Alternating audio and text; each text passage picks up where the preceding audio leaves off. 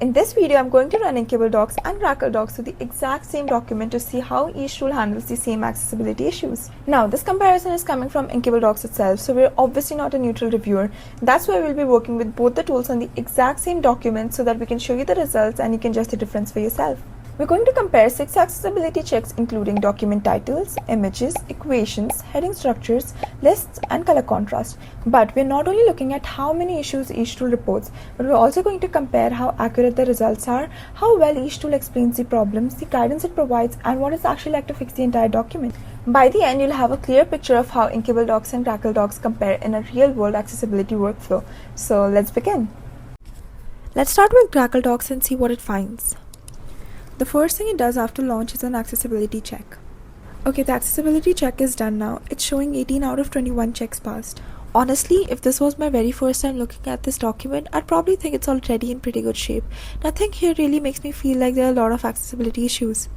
Now let's keep that in mind and see what Inkable docs does. So we're going to run the exact same document through Inkable docs and we'll wait for the result. Interesting. This one's giving it an accessibility score of 28%.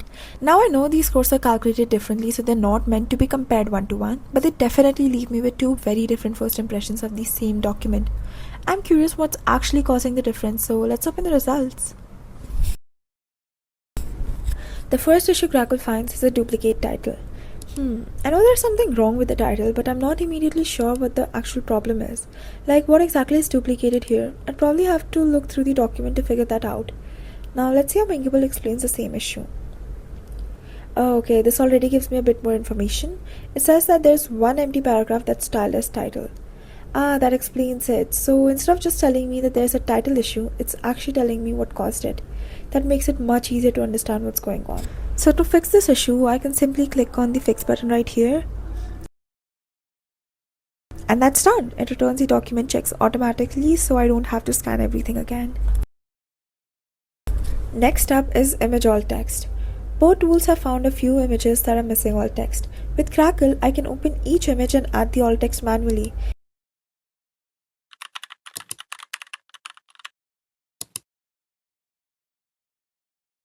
Then I repeat the same process for the next image. And it's pretty straightforward, but if I had a document with a lot of images, I'd be doing this over and over again, which is a lot of manual work. Let's see how Inkable handles it. Okay, right away I can see every image that's missing alt text. I can even click on an image and it takes me straight to it in the document, which is really helpful. One thing I also noticed is that Inkable isn't just checking whether alt text exists, it's also checking whether it's actually meaningful. For example, I intentionally added the alt text PA to this image. Technically it has alt text, but Inkable still flags it because that description isn't useful. I actually like that because just having alt text isn't enough. It needs to describe the image in a way that's helpful.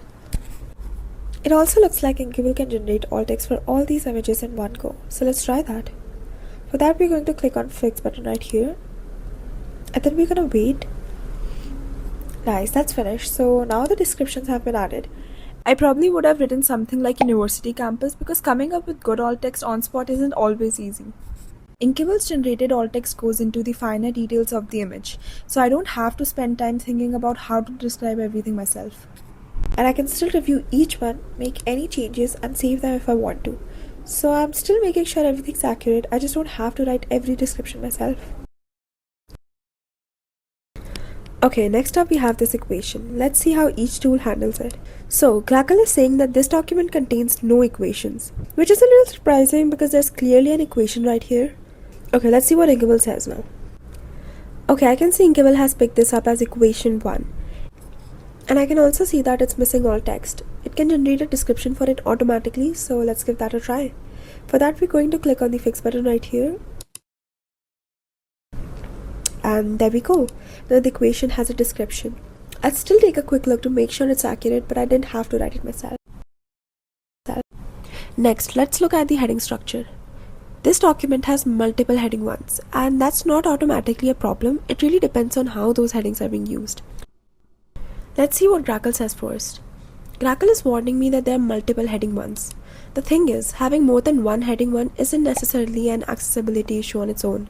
So if I was new to accessibility, I might think I need to change all of them, even though that might not actually be the case. It tells me that there are multiple heading ones, but it doesn't really tell me which heading and if any is actually being used incorrectly. Oh wait, I just noticed. It's pointing me to this image over here and not the heading. So I'm still not sure which heading I'm supposed to be looking at here. Okay, let's compare that with Inkable. This is interesting. Instead of just counting how many heading ones are there, Inkable is looking at how the headings are actually being used in the document. For example, this heading, Housing Contract Immunization in Required Form, is currently heading 1, but Inkable recommends changing it to heading 2. Looking at it in the document, that actually makes sense because this section sits under before you arrive on campus. It's part of that section, so it doesn't need to start a brand new top level heading. So instead of telling me to remove multiple heading ones, Inkable is pointing out the headings that don't match the structure of the document. And I can also apply those changes automatically, so let's do that. For that, we're going to click on the Fix button right here. And done! Now those heading levels have been updated to better match the document structure. Okay, next we have this list. If I was just reading this, I'd probably assume it's a normal numbered list, but it's actually just a few paragraphs with number typed in manually. So it looks like a list, but it isn't a real Google Doc list.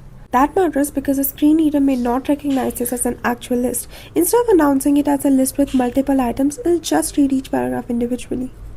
Let's see how Grackle handles it first.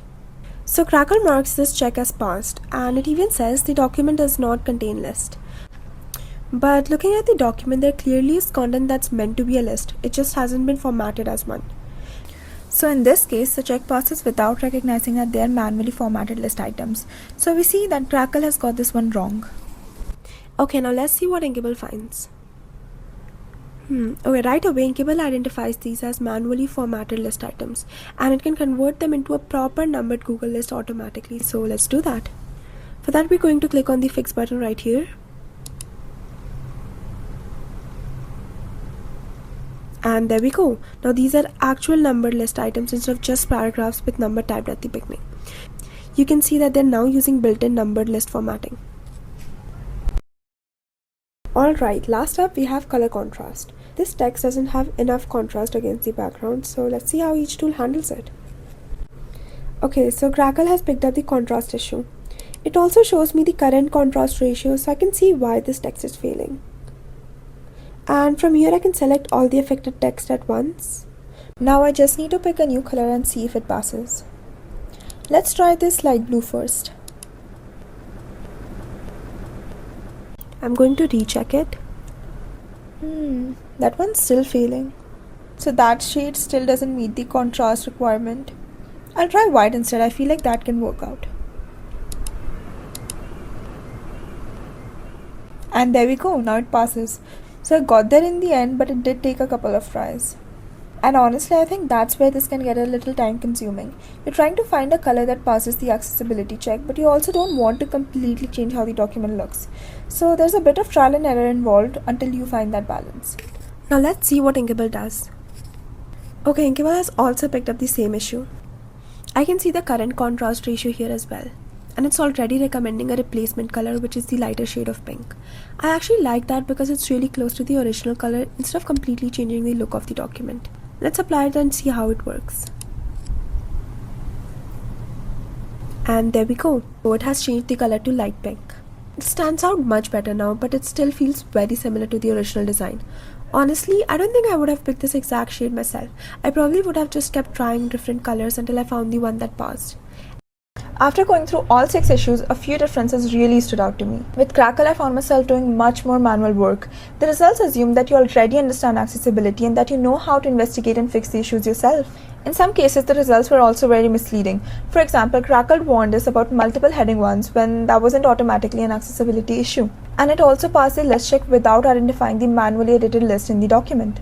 And on the other hand, with Inkable, I got much more context about what was actually wrong, where possibly I could navigate directly to the affected content, and I received specific guidance about what needed to change. Inkable's AI handled a lot of repetitive work, for example, generating image and equation descriptions, correcting heading levels, converting manually formatted lists, and suggesting accessible color. Those fixes should still be reviewed, but I did not have to do all the work from scratch manually. My biggest takeaway is this: Grackle can find accessibility issues for you, but you have to figure out the problem and fix fix it yourself. On the other hand, Inkable helps you understand what's actually wrong and guides you through the fixing process even if you don't know much about accessibility. If you'd like a deeper explanation of accessible heading structure and properly formatted list, we have a separate detailed video for that, which is linked below. And do let us know if there are any other accessibility tools that you would like us to compare.